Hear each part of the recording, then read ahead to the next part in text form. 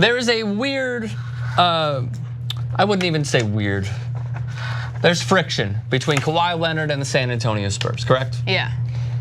Kawhi thinks he was misdiagnosed. Tony Parker, as Steven Jackson put it, via Greg Popovich, threw him under the bus, saying, I had a worse injury. I had the same region that was injured. Mine was more extreme and I came back. Where's Kawhi? Railroaded him through the media. And Kawhi's ticked.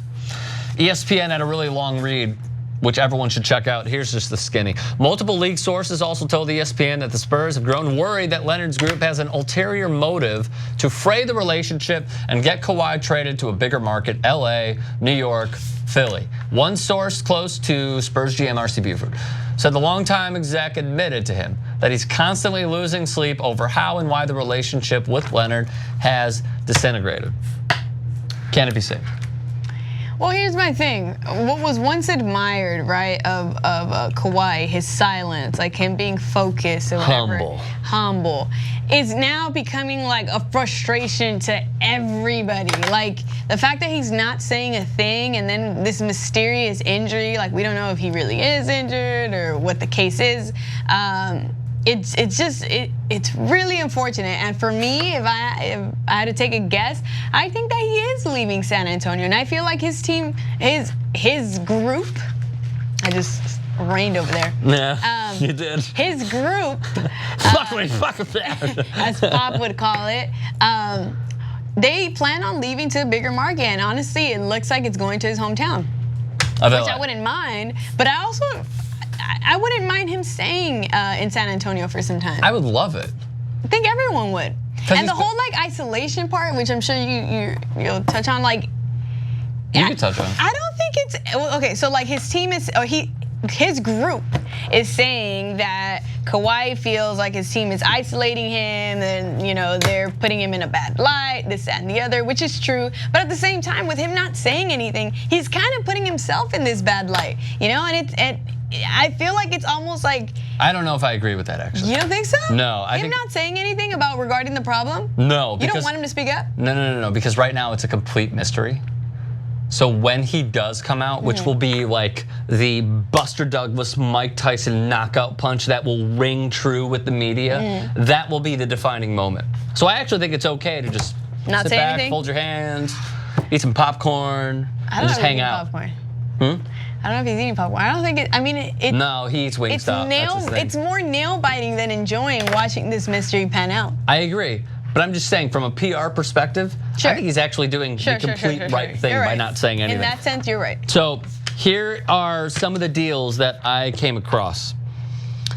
I don't love this because I don't think it's good enough.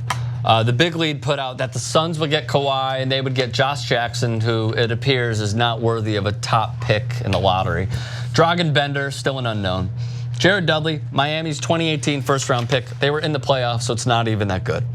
The next one, which everyone is falling in love with, which I still do not think will happen, to your point about Philly, the Sixers would get Kawhi. The Spurs would get Markelle Fultz, Dario Saric, the Frenchman Luwawu Cabarrot, Jared Bayless, and their 2018 first-round pick. Again, not in the lottery. Yeah. You need to enhance this a little further. Are they going to trade Embiid or Simmons? No, but everyone else is on the table. If you want to get Kawhi, they would have to incentivize it or get a third team to be involved, right? Because it's not juicy enough. Here are a few others I came across. To your Lakers. You got to throw in a combination, and I agree with this, of Ingram and someone else, either Lonzo or Kuzma. Some combination of those three. You throw in Fry in order to get the money right because he's making the most out of those guys per year average, per annual average. Is this enough? No. Rather, as a Lakers fan, would you do this? You know what? I like that the Lakers are a developing team, and again, though I love Kawhi and I would love for him to come to LA, I wouldn't mind him staying in San Antonio. So. To answer your question, no, I wouldn't want. I don't think this would be enough, and I don't think this would make sense. This wouldn't be enough for the Spurs. For the Spurs, as is. Right, of course. So as I see it, it would have to be very similar to another team that I'll get to in a moment. You got to give up 2 of your 3 young players. Because what the Spurs need is a draft pick, no matter what, and they need some young developing players that Pop can nurture into the next wave of San Antonio Spurs dynasties. Here's a crazy one that I saw. The Boston Celtics would trade Marcus Morris, Jaylen Brown, Terry Rozier, and Aaron Baines for Kawhi Leonard. Hate to say it, man. If I'm the Celtics, I do this. Yeah. I love Jaylen Brown. I really, really love Terry Rozier. Marcus Morris is a nice supporting player. Aaron Baines is a nice player who, if you're going small, can be your one big coming off the bench. His value is increased.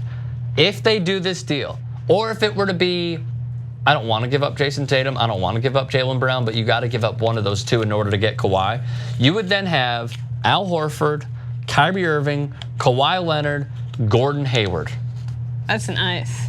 I mean, my goodness. Yeah, that's really nice. That's starting 4, and then you sign. Assuming you try to they're sign all someone healthy. else to be your shooting guard.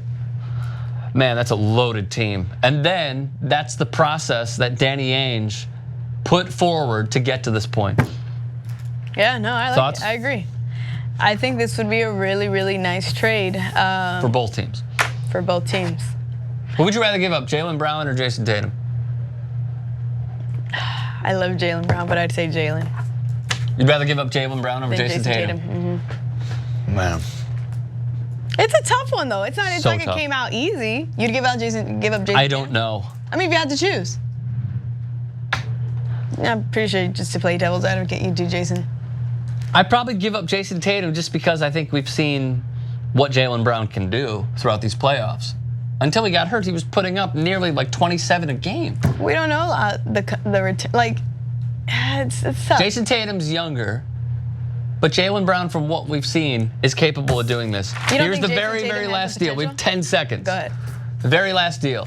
The Bucks would give up the entire farm for Kawhi Leonard. Middleton, Brogdon, Maker, and and Eric Paul would be Bledsoe. coming. And guess what? Still not enough. Let us know your thoughts. YouTube.com/TYT Sports. We'll see you next time.